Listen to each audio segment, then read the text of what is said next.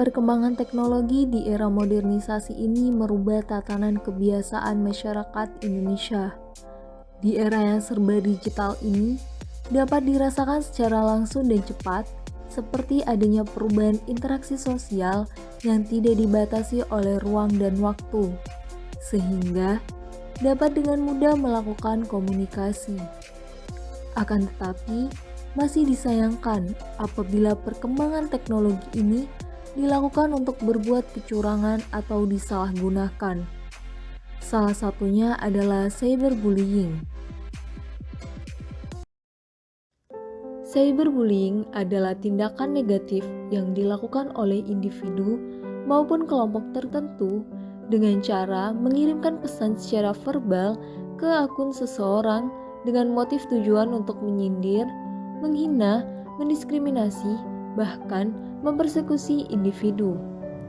Cyberbullying dapat berefek jangka pendek maupun jangka panjang, sikap antisosial yang tinggi, dan kriminal rentan terjadi pada korban di masa depan.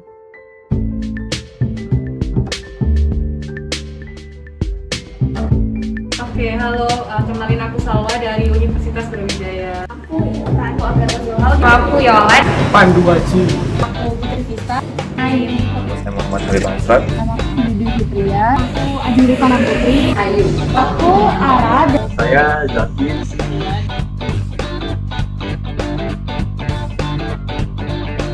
Pernah sih, kayaknya Pernah sih.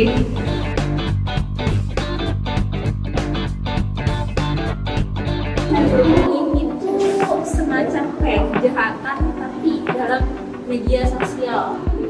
kalau dari yang aku tahu ya, cyberbullying itu kayak perundungan gitu, tapi berbasisnya di media sosial. Jadi kayak komentar jahat atau kayak ngejek-ngejek gitu di komentar. Oke, mungkin kalau menurut aku ya cyberbullying itu termasuk bullying atau perundungan yang biasanya itu dilakuinnya itu di jaring sosial kayak misalnya Instagram, Twitter, Facebook atau YouTube atau yang lainnya gitu. Pokoknya di sosmed kan.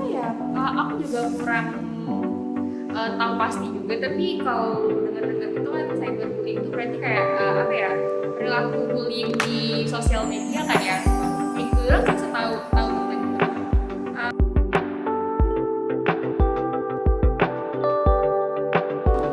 Sebenarnya dampak dari cyberbullying itu udah banyak ya di kehidupan kita, apalagi yang para remaja. Itu juga berkaitan, menurut aku itu berkaitan erat dengan mental seseorang. Kalau udah pernah cyberbullying itu bisa mempengaruhi kesehatan mental, bahkan bisa menjadikan orang itu mungkin lebih cepat depresi, lebih menambah tekanan seseorang yang kena bully tersebut.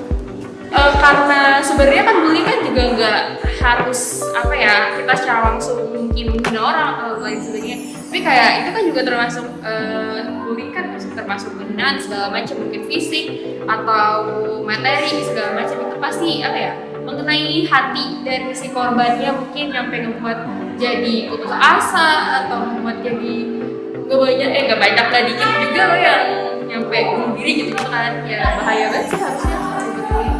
Karena menurut saya itu biasanya orang-orang yang cyberbullying itu menggunakan akun anonim gitu kan ya. Tahu sendiri ya, misalkan netizen Indonesia itu pedes-pedes gitu mulutnya kan. Dan kita juga nggak tahu mental seseorang itu gimana ketika mendapat komen itu.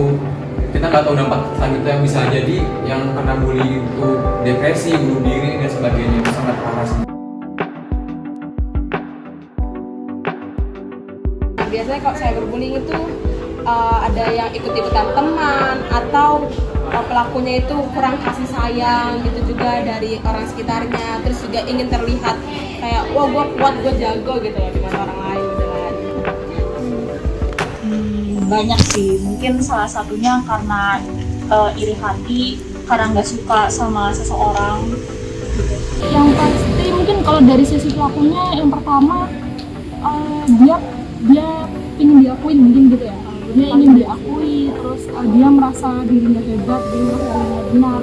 Atau kalau dari sisi keluarganya, mungkin si pelaku ini kurang perhatian dari orang tua gitu, kurang pengawasan dari orang tua seperti itu. Kalau misalnya penyebab ya, mungkin karena kan orang lain bisa lihat kehidupan sehari-hari kita di Instagram, terus bisa aja ada orang yang iri, orang yang gak suka.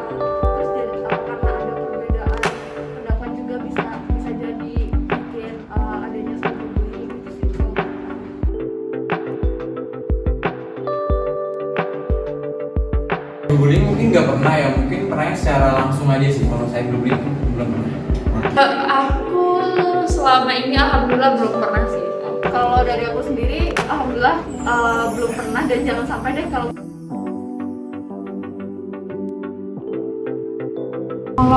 dari sebagai pelaku kayaknya sih pelakunya harus ketahuan dulu nggak sih baru bisa diatasin gitu kan. Mungkin dengan bimbingan atau konseling ya kalau bagi pelakunya gitu ya. Dan juga pengawasan dari orang tua itu juga harus baik gitu, maksudnya dalam menggunakan permainan atau dalam menggunakan HP, dalam menggunakan sosial media. Sedangkan kalau dari korbannya, mungkin cara mengatasinya itu bagi korban yang sudah mengalami cyberbullying, mungkin bisa ini ya, soal saran dari aku melapor ke pihak yang lebih lebih berwenang gitu, lebih memiliki wewenang untuk mengatasi hal tersebut.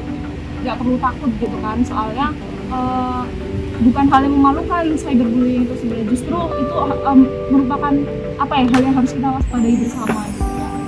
Yang pertama kita harus cari bantuan orang yang dipercaya sih ya, karena menurut aku kayak kita curhat ke orang itu bikin kita lega sedikit gitu, walaupun cuma sedikit. Terus yang kedua, dari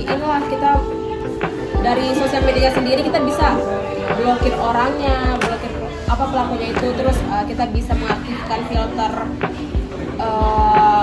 komentar, menonaktifkan filter komentar itu biar nggak ada yang komen-komen nggak jelas lagi gitu. Terus juga kita bisa private sosial media kita mungkin gitu kan. Sama yang terakhir pastinya kita harus melapor kepada pihak berwajib sih. Pertama, kita kan itu tuh base apa yang kita post gitu ya Kak ya. Jadi mungkin pertama kita juga harus pilih-pilih filter dulu apa yang mau kita post gitu sih Kak. Terus selanjutnya kontrol dari diri sendiri juga, jangan terlalu jahat lah gitu kalau mau mengomentari orang. Menurut aku kita harus selektif dalam mengomentari isu-isu. Terus sebelum kita memposting sesuatu di sosial media itu harus dipilah-pilah dulu.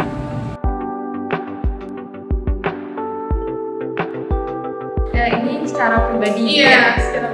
Kalau aku mungkin karena anak yang tidak terlalu aku pusing dengan orang mungkin yang nggak suka sama aku, jadi aku ya udah biasanya mungkin bisa untuk evaluasi buat aku ke depannya, mungkin aku orang ini, aku orang itu, gitu aja sih. Kalau untuk hambatannya sendiri masih ada ini sih, belum ada tindak lanjut yang tegas gitu untuk masalah ini. Dan juga kita ada hambatannya itu dalam pemikiran perilaku orang-orangnya ini, yang si pelakunya ini dimana mereka tuh masih mikir kayak itu kan cuma bercanda gitu kan, kayak gitu. Nah itulah pemikiran orang-orang yang seperti itu harus kita ajari lagi gitu, kita ubah. Mungkin kan cyberbullying kan biasa lewat media sosial, dan yang mana media sosial itu kan bisa bikin akun-akun fake account kayak gitu. Jadi buat mencari tahu siapa pelakunya kan mungkin bisa lebih susah. Kayaknya sih pelakunya ini maksudnya korbannya ini yang sulit untuk mengaku dan minta pertolongan kepada orang sekitar sih. Kebanyakan korban dari cyberbullying ini justru dipendam sendiri, terus dijadikan intinya dia malu buat membagi hal tersebut kepada orang lain gitu, sehingga hal tersebut malah justru tambah memperbanyak terjadinya cyberbullying itu kan. Dari wawancara yang sudah dilakukan, dapat disimpulkan bahwa bullying adalah bentuk tindakan atau perilaku negatif, agresif, seperti mengganggu, menyakiti, atau melecehkan yang dilakukan secara sadar, sengaja dengan cara berulang-ulang oleh seseorang atau sekelompok orang untuk menyebabkan ketidaksenangan atau menyakiti orang lain secara berulang kali. Dan bullying ini sifatnya mengganggu orang lain karena dampak dari perilaku negatif yang kini sedang populer di kalangan masyarakat adalah ketidaknyamanan dari korban bullying.